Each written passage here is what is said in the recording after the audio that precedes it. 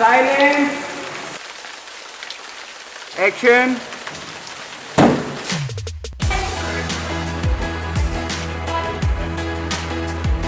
Hello कर ले। हाय ऐसे कर।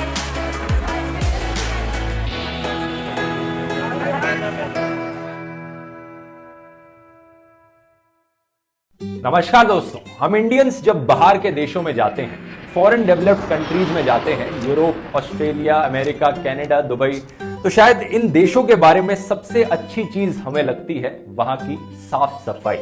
वहां की सड़कें, वहां की स्ट्रीट्स, वहां का पब्लिक ट्रांसपोर्ट, जबरदस्त क्लीनलीनेस देखने को मिलती है इंडिया के कंपैरिजन में। अब ज्यादातर इंडियंस का क्लीनलीनेस को लेकर एटीट्यूड ये रहता है कि अपने घर के अंदर तो हम बड़ी साफ सफाई मेंटेन करेंगे, लेकिन घर के बाहर निकलते ही जब साफ सफाई रखने की बात आती है तो लोग कहते हैं कि ये कौन साफ सफाई रखेगा यहाँ पर, ये सरकार का काम है, ये कोई कूड़े वाला उठाकर देख लेगा उससे। और जब सड़कों पे कूड़ा अनमैनेजेबल हो जाता है, लोग कहते हैं कि इस देश का कुछ नहीं हो सकता। आज के जेम्स ऑफ इंडिया के 3rd एपिसोड में मैं आपको कुछ ऐसे हिम्मत वाले लोगों से मिलवाना चाहता हूं जिन्होंने खुद से रिस्पॉन्सिबिलिटी उठाई देश में साफ सफाई रखने की। Hi, I'm Aruna. Hi, I'm Noor. Hi, I'm Ayush. Hi, I'm Shankar. Hi everybody, Yashi this side. I'm a proud member of Dixit Foundation. हम लोग नरेला से आए हैं, रोहिणी की खाई के कोने से आए हैं, कोई द्वारका से आया है, कोई नोएडा से आया है, आप लोग के एरिया की सफाई करने के लिए। इंडिया जैसे देश में ऐसा काम करने के लिए सही में हिम्मत चाहिए, क्योंकि कुछ लोग अपने आप को बड़ा ऊपर समझते हैं ऐसे गंदे कामों से, ऐसी गंदी चीजों से। लोगों का माइंडसेट वोकैबुलरी में भी दिखता है। कुछ लोग सफाई कर्मचारी शब्द इस्तेमाल करने की जगह इन लोगों को कूड़े वाला करके पुकारते हैं। तो एक ऐसी सोसाइटी में जहां ऐसे कामों को बिल्कुल कोई रिस्पेक्ट नहीं दी जाती है, शंकर सिंह ने हिम्मत उठाई सेल्फलेसली इस इनिशिएटिव को शुरू करने की। मेरा नाम शंकर सिंह है, मैंने बीटेक की हुई है, 2018 में मैंने बीटेक कंप्लीट की थी अपनी। शंकर दिल्ली के रोहिणी एरिया में रहते हैं और ये 2018 के इंजीनियरिंग ग्रेजुएट हैं हरियाणा की दीनबंधु छोटूराम यूनिवर्सिटी से। ये अपने फाइनल ईयर ऑफ कॉलेज में थे कि दिन में ये कॉलेज जाते थे और शाम को ट्यूशन पढ़ाते थे कुछ बच्चों को, कुछ पॉकेट मनी अर्न करने के लिए। इस वक्त इनको ये आइडिया आया कि इतने बिजी होने के बावजूद भी क्यों ना कुछ ऐसा काम किया जाए जिससे देश का भला हो। इन्होंने सोचा दिल्ली की साफ सफाई करते हैं। वृक्षित एक कॉन्सेप्ट कब तब आया जब हम आपस में देखते थे, इंडियन गवर्नमेंट आपस में, दिल्ली गवर्नमेंट आपस में फाइट करते थे, एमसीडी का कूड़ा है, ये इसका कूड़ा है, ये उसका कूड़ा है। एट दी एंड साफ तो देश ही होगा ना हमारा, चाहे आप एमसीडी साफ करें चाहे दिल्ली गवर्नमेंट साफ करे। जब हम लोग इनके लिए कंप्लेंट डालते थे, जब इनके पास अप्रोच करते थे कि सर ये प्लीज क्लीन करा दो, मैम ये प्लीज क्लीन करा दो, तो वो हमारे लेटर का ना कोई रिस्पॉन्स करते थे ना वो कोई जवाब देते थे। Then we took initiative ourselves and हम लोगों ने खुद से क्लीन करना शुरू करा। लेकिन इतना बड़ा काम अकेले खुद से कैसे किया जाए, तो इन्होंने सोचा कि अपने दोस्तों से और ट्यूशन के कुछ स्टूडेंट से जाकर पूछते हैं कि क्या वो इनकी मदद करेंगे। और इमेजिन कर सकते हो क्या रिएक्शन रहा होगा इनके दोस्तों का जब इन्होंने पूछा कि क्या मेरी कूड़ा उठाने में मदद करोगे। मैंने अपने फ्रेंड से पहले बात करी, पहले तो उनको लगा ये मजाक है, कैसे कूड़ा उठाएंगे, क्योंकि जो आज से घर का कूड़ा नहीं उठा रहे थे वो बाहर से कैसे कूड़ा उठाएंगे, क्योंकि आप लोग को पता है यंगस्टर्स में होता है कूड़ा उठाने के लिए मेंटालिटी अलग ही लेवल की सबके माइंड में सेट थी कि कूड़ा हमारा नहीं, हम क्यों उठाएं इसको। फिर वो लोगों के फ्रेंड्स के माइंड में चेंज किया। स्टार्टिंग में कोई ज़्यादा लोग आए नहीं मेरे साथ, 2 फ्रेंड्स आए थे मेरे बचपन के और 2 या 3 मेरे स्टूडेंट्स थे जिनके साथ जिनको मैंने पढ़ाया था अपने कॉलेज टाइम में और बीटेक के बाद भी मैं पढ़ा रहा था उनको। तो मैंने उनको कन्विंस किया कि आप भी आओ, तो मेरे स्टूडेंट थे तो उन्होंने नाम मना नहीं किया एंड वो मेरे साथ आए क्लीन करने के लिए। अब शंकर कोई सुपर हीरो तो है नहीं, हम जैसे ही एक आम आदमी है, लेकिन इन्होंने अपने आप को पुश किया एक्शन लेने पर और मास्क पहनकर हाथों में ग्लव्स डालकर ये लग गए साफ सफाई करने पर। और जैसे ही साफ सफाई खत्म हुई एक डीप सेंस ऑफ सेटिस्फैक्शन मिली इन्हें। द वेरी फर्स्ट डे जब हमने क्लीन किया, हमें पता नहीं था कि हम इतना क्लीन कर देंगे। हमने 120 मीटर का स्ट्रेच पूरा क्लीन कर दिया और जब हमने उसकी फोटो बिफोर आफ्टर के सोशल मीडिया पे डाली ना, तो उसका रिस्पांस देख के हम लोग शॉक थे कि इतना अच्छा रिस्पांस कैसे आ सकता है। इतने लोग हमसे करने क्यों ना चाह रहे थे, इतने लोग कह रहे थे कि हमें भी क्लीन करना है अपने इंडिया को। तो लोग क्लीन करना चाहते हैं बट कोई स्टेप नहीं ले पा रहे थे।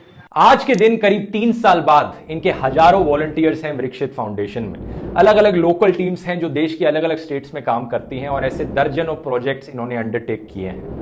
हमारे रिपोर्टर विजेता धैया ग्राउंड पर गए इनकी फिल्मिंग करने के लिए इन एक्शन। 2 दिन तक इन्हें फॉलो किया और इनके 2 प्रोजेक्ट्स को होते हुए देखा लाइव। तो पहला एरिया था सेक्टर 23 रोहिणी में।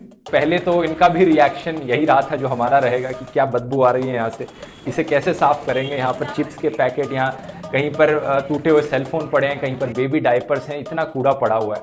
कैसे किया जाए। गाइस, ये हमें क्लीन करना है। इस टीम को 3 पार्ट में डिवाइड करेंगे, टीम ए, टीम बी, टीम सी में। पत्थर नहीं डाल रहे हैं, हमें प्लास्टिक कलेक्ट करना है उसके। ग्लव्स के बिना कोई भी कूड़ा नहीं उठाएगा, पहला पॉइंट दिमाग में नहीं रखना। और मास्क मत उतारना, और थक जाते हो बैठ जाओ, बट मास्क मत उतारना। किसी को नहीं पता किसको कोरोना है किसको नहीं है। अगर हम इतने रिस्क लेके यहाँ आ रहे हैं तो आई वांट कि आप लोग अपनी सेफ्टी का ध्यान बिल्कुल रखोगे कि कुछ भी हो जाए मास्क नहीं उतारोगे आप लोग। प्रॉपर डिस्टेंस मेंटेन करना।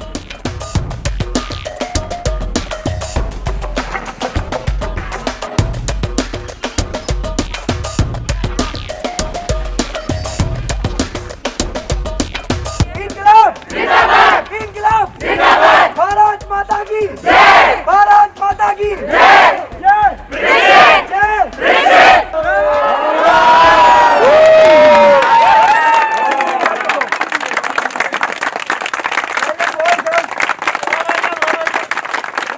अब एक बड़ा सवाल शायद आपके मन में यहां पर आए कि एक बार ये लोग क्लीनिंग कर लेते हैं किसी एक एरिया की, उसके बाद वो चले जाते हैं किसी और एरिया पर, तो वो एरिया क्या वापस गंदा नहीं हो जाएगा? उसकी मेंटेनेंस कौन करेगा?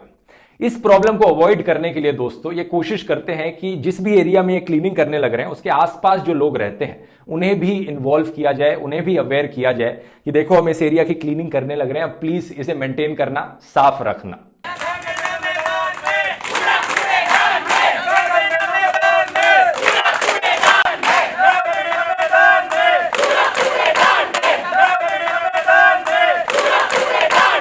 कुछ गुड़गांव से आए हैं, कुछ द्वारका से आए हैं, सब 40-50 किलोमीटर ट्रैवल करके अपने पैसे लगा के हम एक एरिया को साफ कर रहे हैं। तो हम ये मैसेज देना चाहते हैं कि जब हम दूसरों के एरिया साफ कर सकते हैं तो अपना तो कर ही सकते हैं सब। अभियान का सिर्फ मोदी जी का नहीं है, ना अरविंद केजरीवाल का है, किसी एक बंदे का नहीं है। स्वच्छ भारत हम सबका भारत है। तो अपनी आप लोग भी रिक्वेस्ट करूंगा, आप लोग भी आओ हमारे साथ, हमारे भी श्रमदान में मदद करें। बिल्कुल। अक्सर कुछ लोग अपने मोहल्ले में इतना अच्छा काम होते हुए देखकर इतना मोटिवेटेड फील करते हैं कि वो एक स्टेप और आगे चले जाते हैं। इन वॉलंटियर्स को रिफ्रेशमेंट्स दी जाती हैं, वो खाना अरेंज कर लेते हैं। एक बार ऐसा हुआ कि ये लोग एक पार्क की क्लीनिंग करने लग रहे थे और साइड में एक टी सेलर था, एक गरीब चाय वाला था जो इतना इमोशनली टच हो गया इसे देखकर कि सारे वॉलंटियर्स को उसने फ्री चाय ऑफर करी। वो 2-3 लीटर दूध लेके आए, मैं चाय वगैरह बनाई। तो करीब 3 घंटे का हार्ड वर्क लगा रोहिणी में इस लोकेशन को साफ करने में, और बिफोर आफ्टर फोटोज आप ये देख सकते हैं कि कितना फर्क है, कितनी साफ सफाई हो गई है। अगले हफ्ते विजेता एक और लोकेशन पर गए इनके साथ जहां पर ये वॉल पेंटिंग करने लग रहे थे। एक नई पब्लिक की बिल्डिंग है आउटर नॉर्थ वेस्ट दिल्ली के एक गांव में। यहां पर एक पार्क है, एक आउटडोर जिम है, कम्युनिटी हॉल है और एक लाइब्रेरी है एक्सक्लूसिवली फॉर गर्ल्स। कुछ ही हफ्तों में इसकी इनॉग्रेशन होनी है।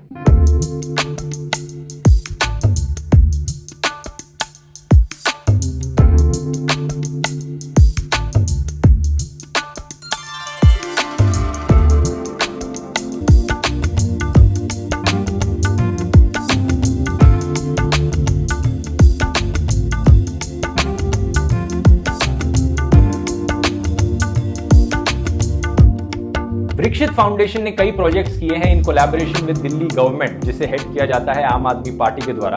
लेकिन एट द सेम टाइम इन्होंने कई प्रोजेक्ट्स किए हैं दिल्ली की एमसीडी के साथ भी, जो आज के दिन बीजेपी के कंट्रोल में है। अगर ये सरकारी बॉडीज अपना काम किसी और को देती तो कॉन्ट्रैक्ट लगता, काफी सारा टैक्स का पैसा खर्च होता, लेकिन विकसित फाउंडेशन इनके लिए ये काम फ्री में कर देती है, जिससे हमारे टैक्स के पैसे की भी बचत होती है। और एक बार तो ऐसा इंसिडेंट भी हुआ कि हम एक जगह साफ सफाई कर रहे थे, हमने वॉल पेंटिंग की, उसके बाद वॉल पेंटिंग करी थी।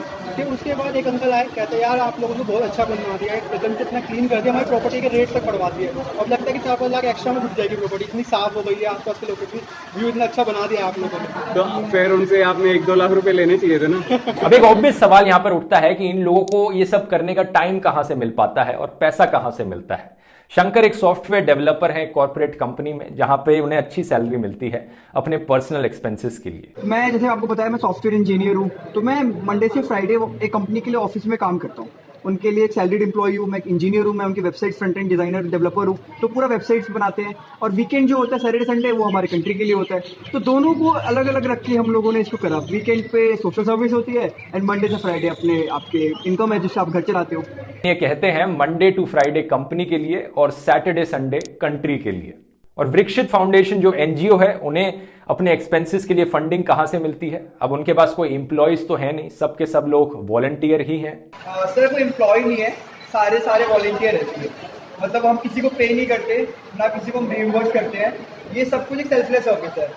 नाम है, हम किसी पैसे लेते हैं, नाम किसी को पैसे देते हैं। ये कंप्लीट सेल्फलेस है। हमारे पास डॉक्टर, इंजीनियर सब फ्री ऑफ कॉस्ट एक कंट्री के लिए सर्व करते हैं। आपकी इसकी फंडिंग कैसे होती है?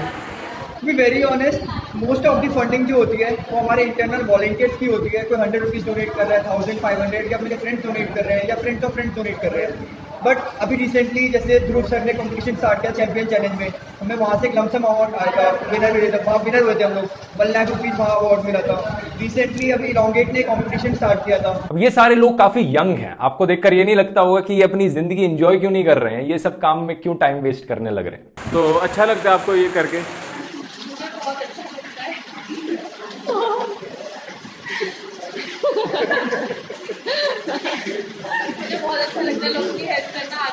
आजकल लोगों को लगता है कि कंजम्पशन ही एक इनको एंजॉयमेंट हो गया। एक लिमिटेड जगह जाना, फ्रेंड्स के साथ घूमना ही एंजॉयमेंट नहीं है। आप इनमें हमारे साथ इन्वॉल्व हो, हम लोग खेलते हैं, हम लोग बैडमिंटन खेलते हैं इवेंट के बाद, जिस पार्क को गंदगी होती है उसको पूरा साफ करके वहाँ क्रिकेट खेलते हैं। और जब आप कोई एरिया क्लीन कर देते हो, सोचो वो पूरा कूड़े से भरा हुआ पार्क है, वहाँ पे बच्चे खेल रहे हैं, वो इतना साफ हो जाता है कि वहाँ के लोग हैरान हो जाते हैं। तो एक अलग ही फीलिंग आती है उस एरिया को देख के, जब ब्यूटीफुल बन जाता है पूरा वहाँ पे। एक पूरा जो ट्रांसफॉर्मेशन होता है वो एक बहुत बड़ा मैसेज देता है, एंड उससे बड़ी खुशी हमें कहीं नहीं मिल सकती। तो उम्मीद करता हूं दोस्तों आपको इस वीडियो से कुछ मोटिवेशन मिली होगी कि खुद से भी आप हिम्मत उठाओ कुछ काम करने की, एक्शन लेने की ग्राउंड पर। उम्मीद करता हूं ये जेम्स ऑफ इंडिया का एपिसोड आपको पसंद आया होगा। पसंद आया तो नीचे कमेंट्स में लिखकर बताइए और मिलते हैं अगले एपिसोड में। बहुत बहुत धन्यवाद।